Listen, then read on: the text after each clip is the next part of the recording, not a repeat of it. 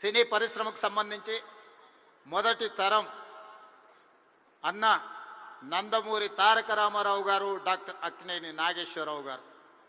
రెండో తరం కృష్ణ గారు, శోభన్ బాబు గారు, కృష్ణం రాజు గారు.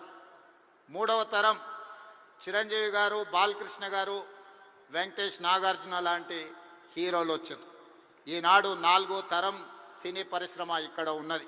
నాలుగో తరంలో పవన్ కళ్యాణ్ గారు కావచ్చు, మహేష్ బాబు కావచ్చు, లేదా అల్లు అర్జున్ కావచ్చు. మీరందరూ ఈనాడు తెలుగు సినీ పరిశ్రమకు నాలుగో తరం ప్రాతినిధ్యం వహిస్తున్నారు. ఈరోజు ఈ వేదిక మీద నుంచి చాలామంది విద్యార్థి దశలో నాకు పరిచయం ఉన్న వాళ్ళందరికీ ఈరోజు సినీ పరిశ్రమలో రాణించిందని ఇక్కడ కలుస్తుంటే నాకు చాలా ఆనందం కలిగింది.